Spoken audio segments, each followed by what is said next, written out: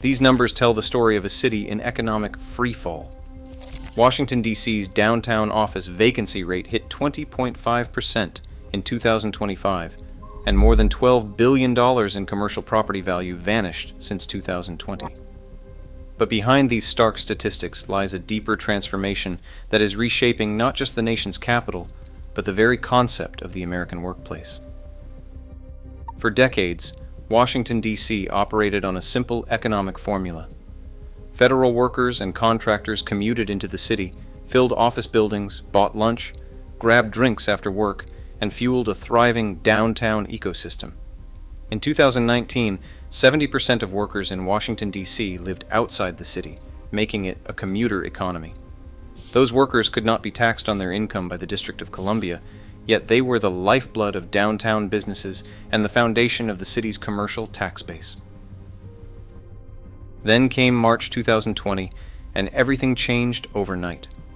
When federal agencies sent their workers home during the pandemic, it was not just a temporary adjustment. It became a permanent shift in how America works.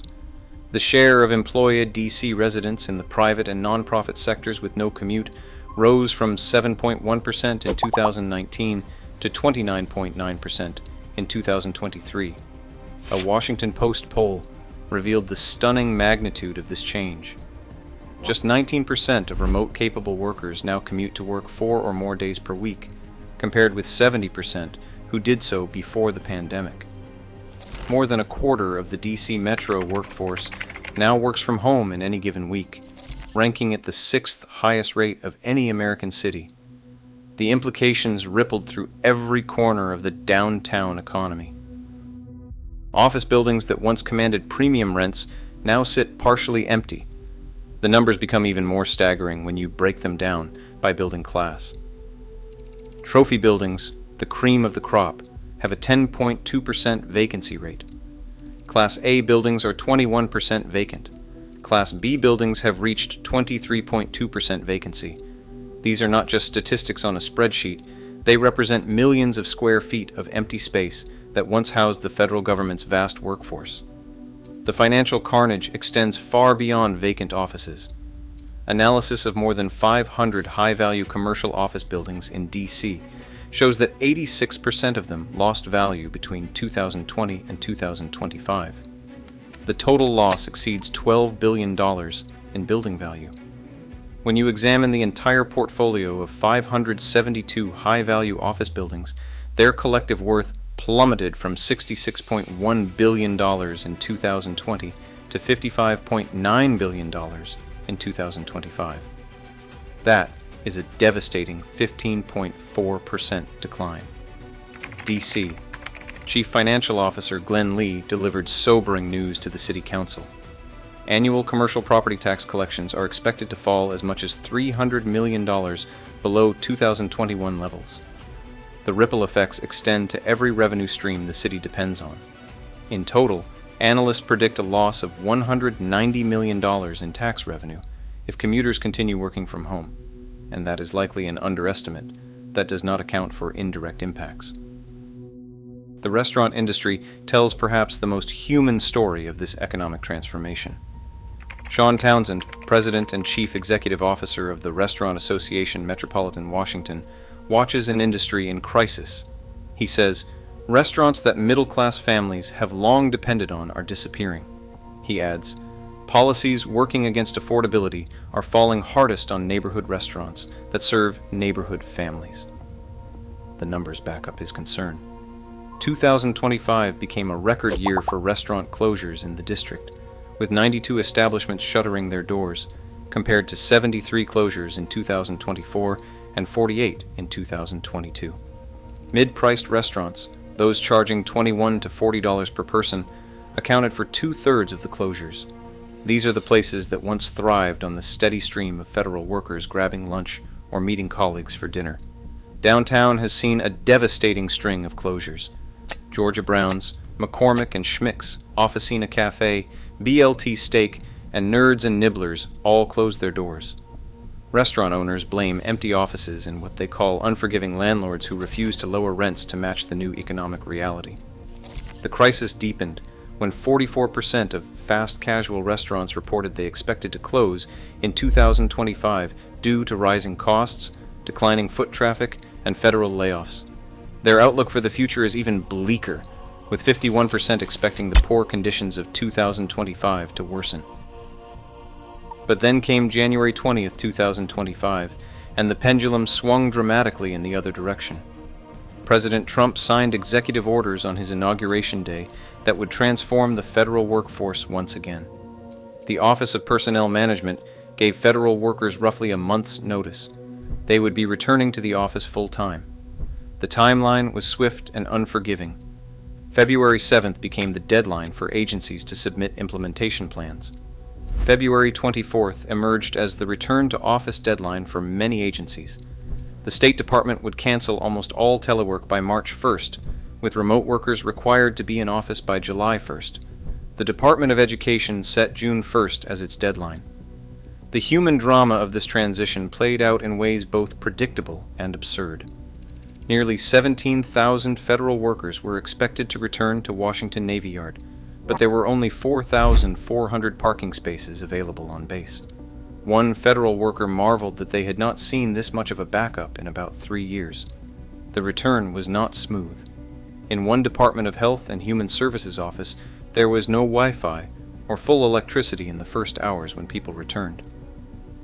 Department of Education employees at a Dallas office found Ethernet cords in piles around the floor, random wires sticking out of walls, and motion sensor lights that were not working correctly. One employee tripped over a pile of cords on her first day back, resulting in a large gash on her foot. The policy rationale was clear, at least to its architects. Elon Musk and Vivek Ramaswamy, who led the Department of Government Efficiency known as DOGE, said that requiring federal employees to come to the office 5 days a week would result in a wave of voluntary terminations that they welcome. And indeed, the government efficiency agenda went far beyond just ending remote work. At its peak, DOGE announced 793 federal leases for cancellation, representing 9 million square feet of office space. The latest Government Accountability Office data shows GSA carried out 260 lease terminations, saving about $112 million in annual costs. But these savings came at a steep price for Washington, D.C.'s commercial real estate market. Potential losses from DOGE's actions to the Washington, D.C. commercial real estate market alone could reach $575 million over 5 years. That translates to a loss of $50 million in property tax revenues for the district over the same period. The city estimates it will lose 40,000 federal jobs by 2029, with federal employment in Greater Washington falling 4.5% in the first 6 months of 2025 alone. That's a loss of 17,000 jobs. Local revenues are expected to decline by more than $1 billion over the next 3 years compared to previous estimates, largely due to federal layoffs steep enough to throw Washington, D.C. into a mild recession, according to the chief financial officer's forecast. Yet even as federal workers returned to their offices, the economic benefits proved limited. Metro ridership did surge, reaching its highest Monday rush hour ridership since 2020 at 92,600 rides between 8 and 9 a.m. on February 4, 2025. The agency reported 46 consecutive months of ridership growth, with a 10% increase in the first half of fiscal year 2025. WMATA's budget projections show a revenue increase of $20 million in fiscal year 2026 and $29 million in 2027. But the Trump administration's mass firing of federal workers largely offset these gains. While federal return-to-office mandates helped drive positive office absorption in some markets, analysts caution that widespread government downsizing more than offset those benefits. The confidence gap became palpable across the city. 88% of area businesses said their success depends on the federal government as the region's top employer. Tourism Economics estimates a 5.1% drop in tourism to the D.C. area in 2025, attributed to factors including federal troop deployment and government shutdowns. Property investors and potential buyers began hesitating or abandoning their pursuit of city office buildings entirely.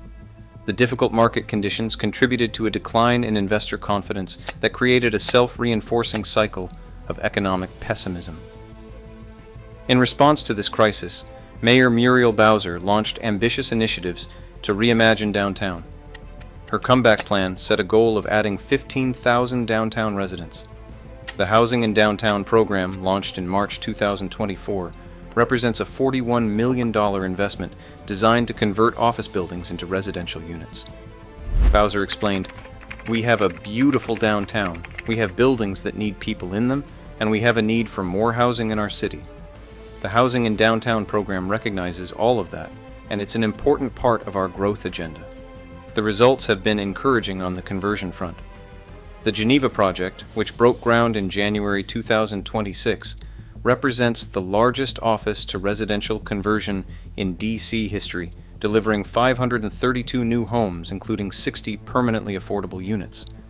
The district has advanced 10 housing in downtown projects since the program launched, bringing the total to 2,563 housing units, including 289 affordable units. According to Yardi Matrix, D.C.'s office-to-residential pipeline has grown to 6,533 units in 2025, a 12% jump from the previous year. Over 630,000 square feet of office product was either demolished or converted and removed from office inventory, bringing the total since the start of 2025 to 1.6 million square feet. But the scale of the challenge remains daunting. For the fifth straight quarter, there were no new office deliveries in the district. Only about 400,000 square feet remains under development, a drastic drop from the peak in 2017, when over 6 million square feet were under construction. DC continues to be a stronghold for co-working, with 6.6 million square feet of flex office space across 286 locations, third among gateway markets. But even this represents only 1.7% of total office space, below the 2% national average. The story of Washington, D.C.'s broken commuter economy is ultimately a story about the collision between old economic models and new ways of working. For generations, the rhythm of the city depended on predictable patterns. Workers arriving in the morning, filling offices during the day, supporting businesses, and heading home in the evening. That rhythm sustained an entire ecosystem of restaurants, shops, services, and real estate investments. Remote work shattered that rhythm, creating both opportunity and crisis. Workers gained flexibility and saved time and money on commuting. Employers discovered they could maintain productivity while reducing real estate costs. But cities built around commuter economies found themselves struggling with the sudden loss of the foot traffic that had sustained downtown businesses for decades. The federal return-to-office mandate represents an attempt to restore the old rhythm by force, but the broader economic trends suggest that change is permanent. Office-to-residential conversions offer one path forward, turning empty office buildings into housing that could create a different kind of downtown vitality, one based on residents rather than commuters. Whether Washington, D.C. can successfully navigate this transition will depend on its ability to reimagine what downtown means in an era where work is no longer tied to a specific place. The city's experience serves as a preview of challenges facing downtown districts across America, as the pandemic-era shift to remote work proves to be not a temporary disruption, but a fundamental reorganization of how and where Americans work. The numbers tell a story of profound change. Empty offices, struggling restaurants, lost tax revenue, and a city grappling with the end of an era. But they also hint at the possibility of something new, a downtown defined not by the daily flow of commuters, but by the permanent presence of residents who choose to make the city center their home.